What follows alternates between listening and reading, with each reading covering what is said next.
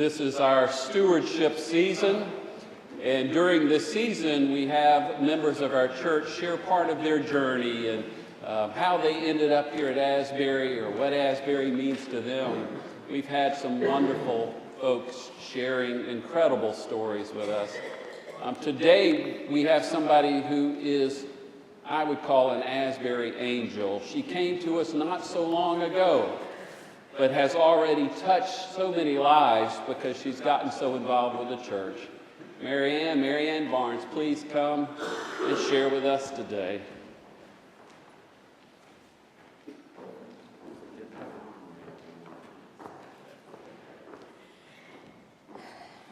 Good morning. I'm Mary Ann. This is my husband Tim, who's in the choir. But I thought I'd first tell you a little bit about me to begin with. I was born really up a pig path in eastern North Carolina at home, and we had no indoor plumbing. I was one of 3 children, and our mother died and left a grieving father. 10 years later, on my birthday, my father killed himself.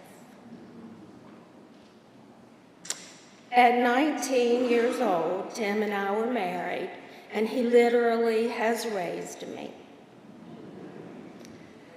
There was a time that I decided I wasn't going to have children because people you love die and leave you.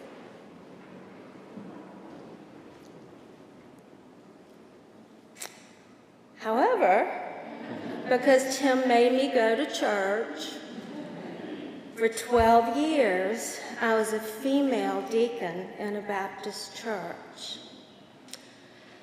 But I don't want to talk about all that today. What I want to tell you about is the journey the past 2 years that brought us to Asbury and what God has done in our lives since we got here. We are native North Carolinians, and we really thought that that is where we would spend the rest of our lives.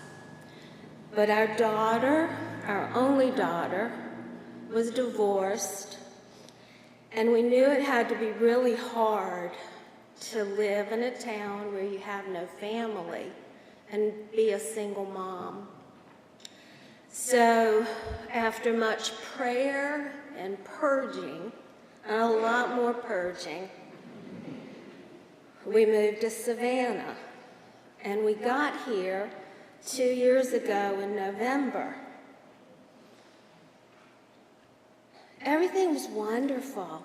Thanksgiving and Christmas, celebrated with our granddaughter and our daughter.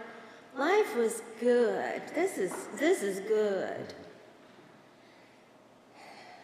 And then January came. Cold, dreary January. And Tim and I looked at each other and said, "What have we done?" So I bought a book. You may have heard of it. It's called Wow Moments. It's supposed to be really inspirational. And I sat down on the couch and I curled up. It made me feel terrible.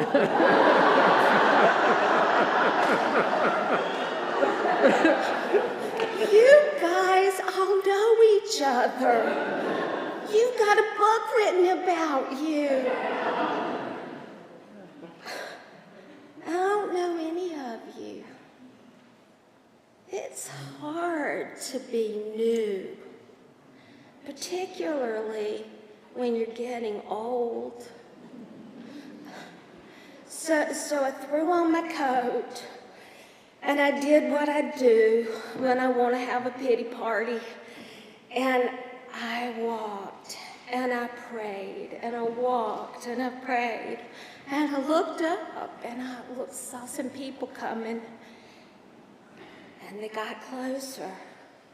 And there was a moment of recognition. We recognized each other. And it was Charlene and Philip from Asbury. And we recognized each other from this church. God had given me my own little mini wow moment. Then he whispered in my spirit, "It's tincture of time, my child, tincture of time." So I put my big girl panties on, and I came to new members, and I joined the church. And Billy said, "Why don't you be on congregational care?"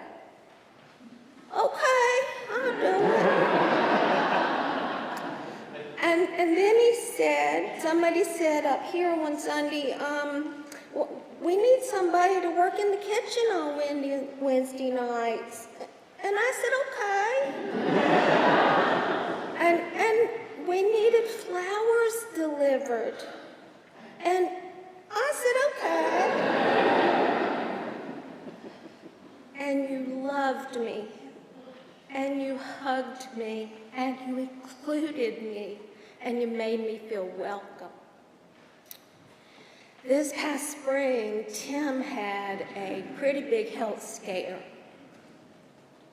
and you visited, and you brought food, and you called, and you texted.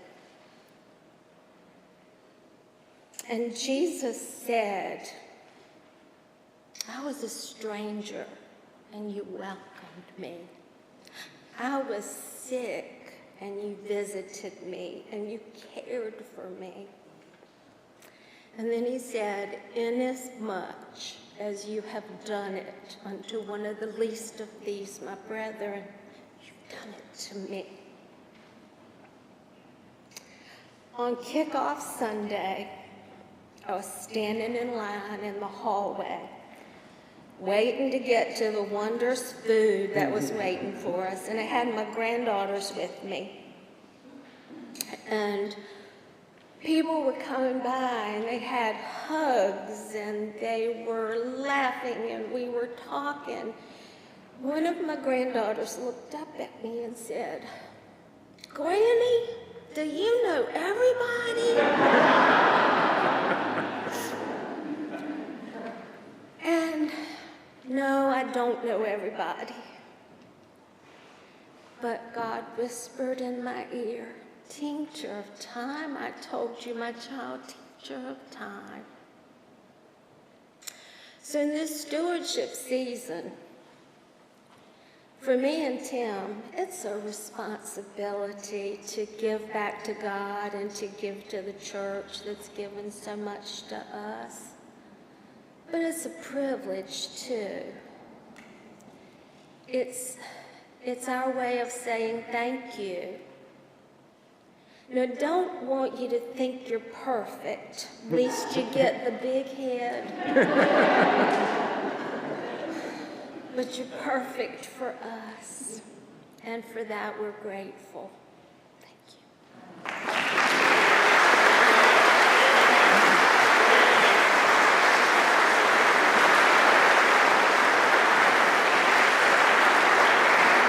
First of all, thank you. Thank you for giving us a wow moment today.